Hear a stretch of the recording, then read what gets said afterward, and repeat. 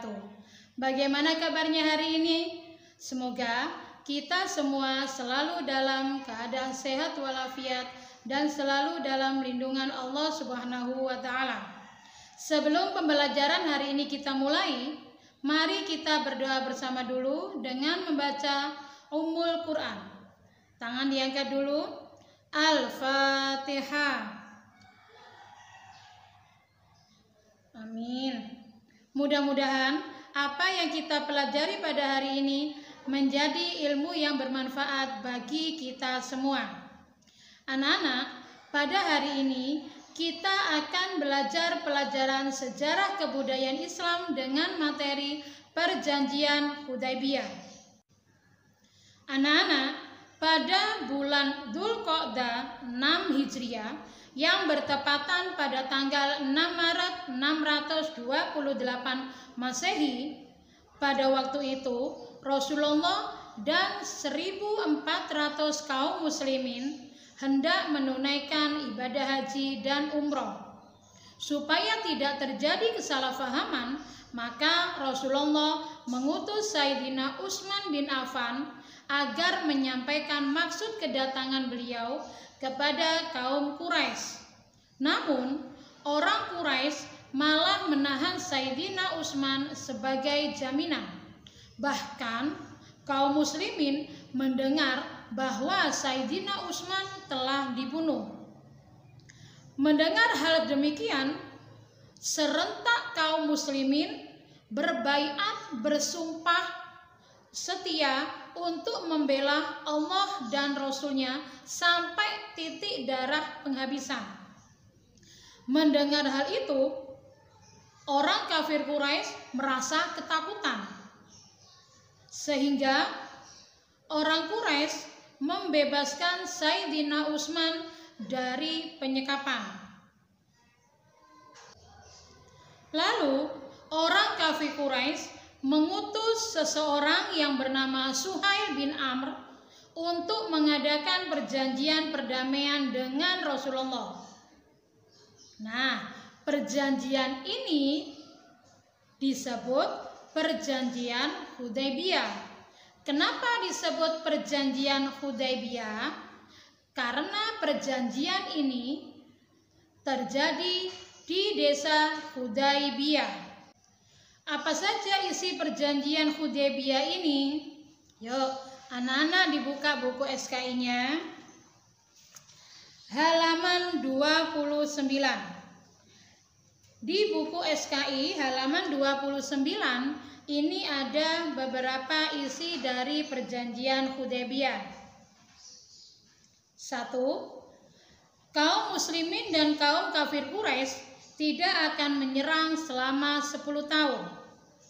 Yang kedua, kaum muslimin tidak diperkenankan memasuki kota Mekah untuk menunaikan ibadah haji dan umroh tahun ini, kecuali tahun berikutnya. Kemudian, ketika berhaji atau berumroh, tidak boleh membawa senjata dan tidak boleh tinggal di Mekah lebih dari 3 hari.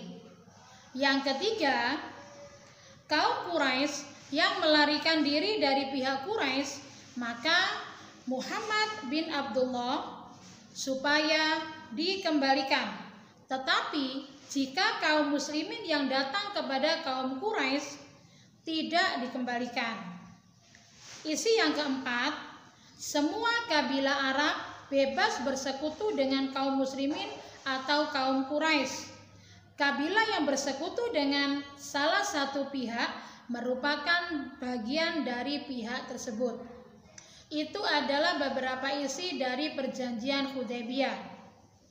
Perjanjian Hudaybiyah ini ditulis oleh Sayyidina Ali bin Abi Thalib dan ditandatangani dari 2 pihak.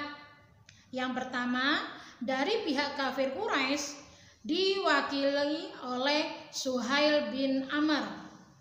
Dan dari pihak Rasulullah atau pihak kaum muslimin, perjanjian Hudaybiyah ditandatangani oleh Rasulullah itu sendiri. Nah, apakah anak-anak sudah paham tentang peristiwa perjanjian Hudaybiyah? Kalau anak-anak sudah paham, alhamdulillah. Untuk tugas hari ini adalah anak-anak menjawab soal di buku tulis SKI. Jangan lupa memberi kolom nilai. Soalnya 1. Kapan Rasulullah dan kaum muslimin menunaikan ibadah haji dan umroh untuk pertama kali? Soal yang kedua, mengapa kaum muslimin bersumpah setia untuk membela Allah dan Rasul-Nya?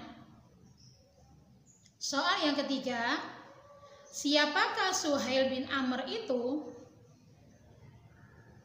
Soal yang keempat, siapa sahabat yang bertugas menulis perjanjian Hudaybiyah?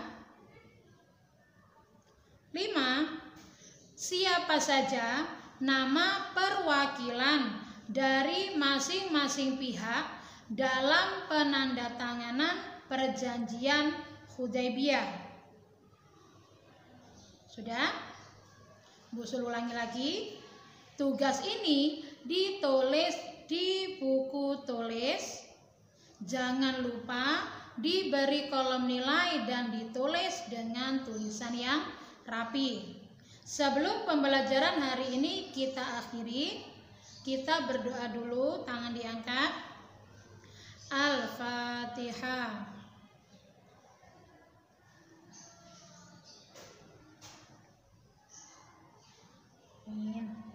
Mudah-mudahan apa yang kita pelajari pada hari ini menjadi ilmu yang bermanfaat bagi kita semua.